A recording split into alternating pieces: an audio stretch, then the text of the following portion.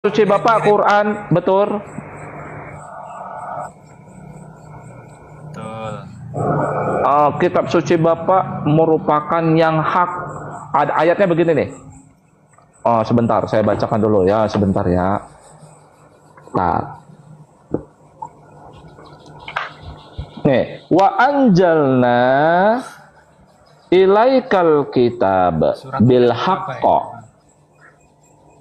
Al-Maidah 48. Ayat berapa? Banyak ayatnya Pak. Kalau Al-Quran itu benar, banyak. Banyak ayatnya. Ali Imran ayat 3. Ali Imran ayat 3. Loh, yang mana? Yang mana ini? Memang banyak. Quran Bapak itu hak, benar. Banyak ayatnya. Yang ingin abang bahas yang mana? Maksud saya, yang ingin saya bahas, Bapak percaya kalau Quran Bapak itu benar?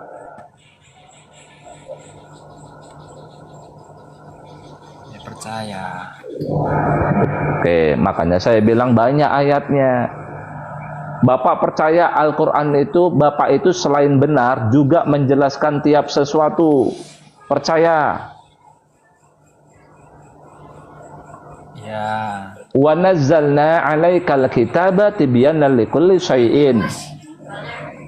Dan kami telah menurunkan kepadamu Muhammad kitab, Alkitab, menjelaskan tiap sesuatu di surat An-Nahl. Betul. An-Nahl ayat berapa? 89. Ya udah Bapak buka, silakan.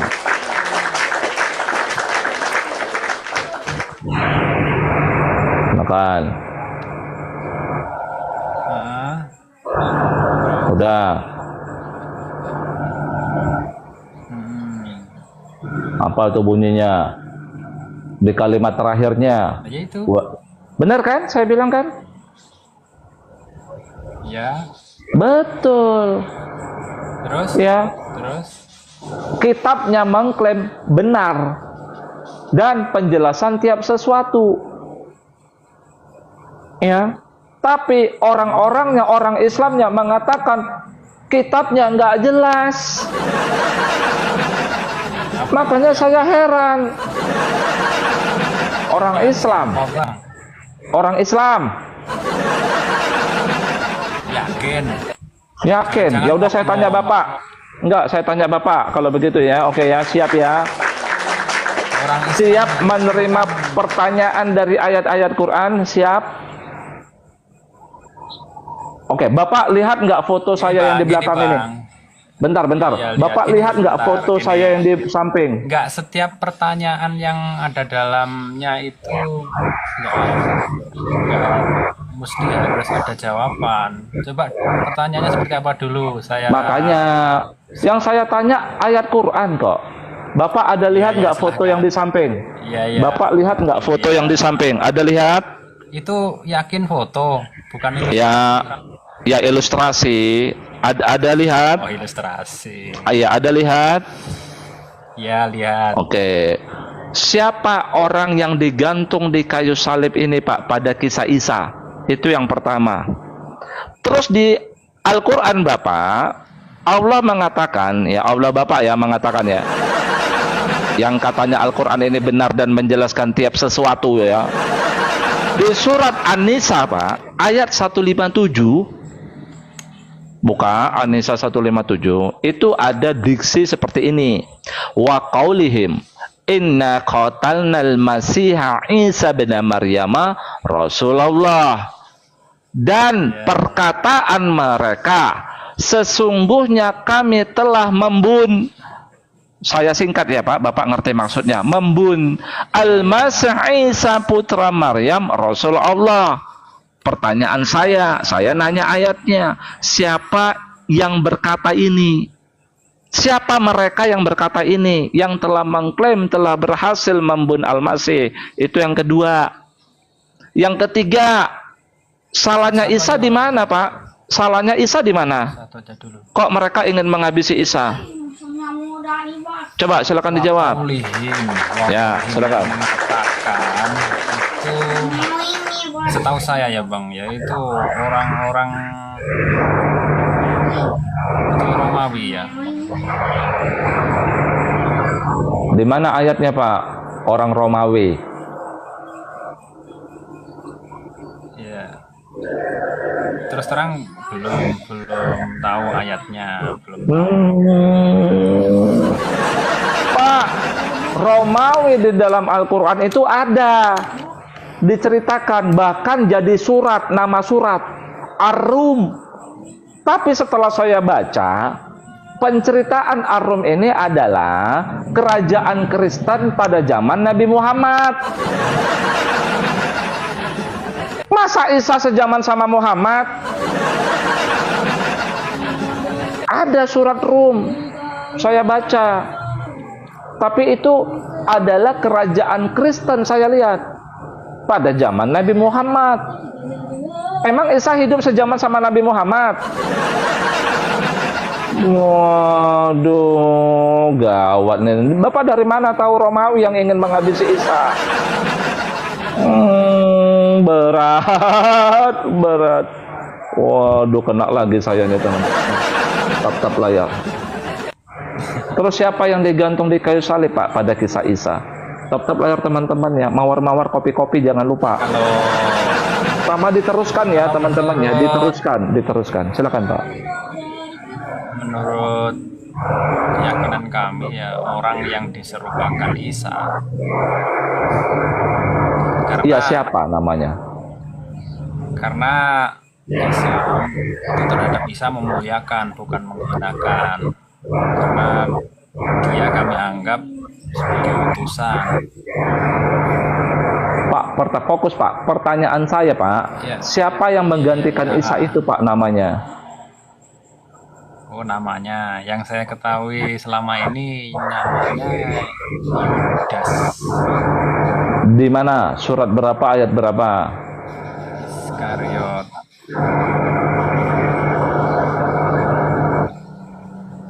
Surat berapa? Ayat berapa?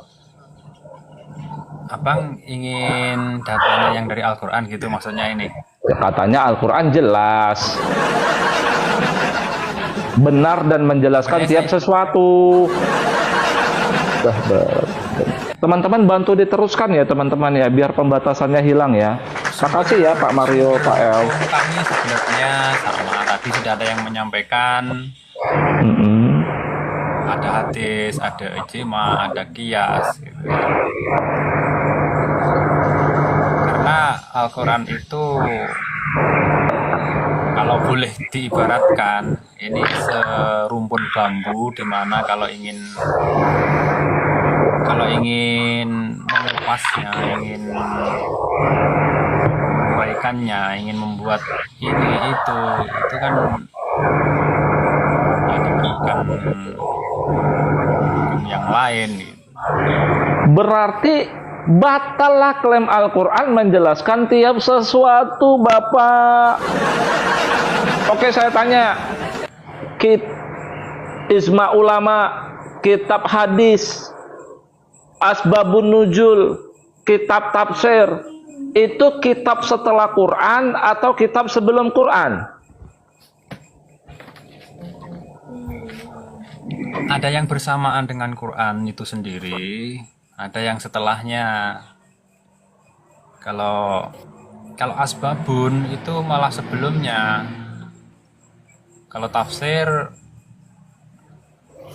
sesudahnya, akan tapi didukung dengan data-data dan pelaku yang kevalitannya yang tidak ada keraguan gitu. Nih, memang dasar orang Islam ini ya. Padahal Al-Quran mengatakan, dengarkan saya Pak, ya, dengarkan saya ya. Al-Quran Bapak mengatakan, ya, Al-Quran Bapak mengatakan. Suara saya masih dengar nggak teman-teman? Suara saya masih dengar nggak?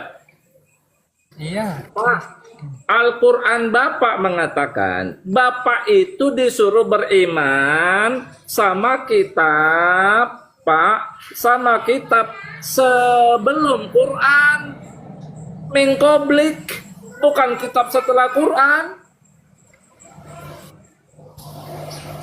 Bapak tak percaya sama Quran Bapak? Ya kalau tafsir jangan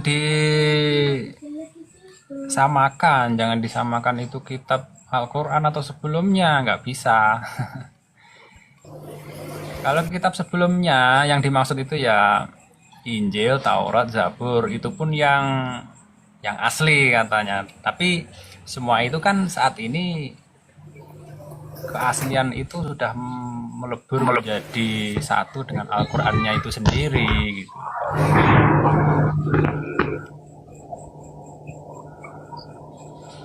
Sungguh nekat yang nyata, Bapak. Bapak disuruh beriman kepada kitab sebelum Quran, bukan beriman pada kitab setelah Quran. Ah, gawat ini teman-teman ini ya.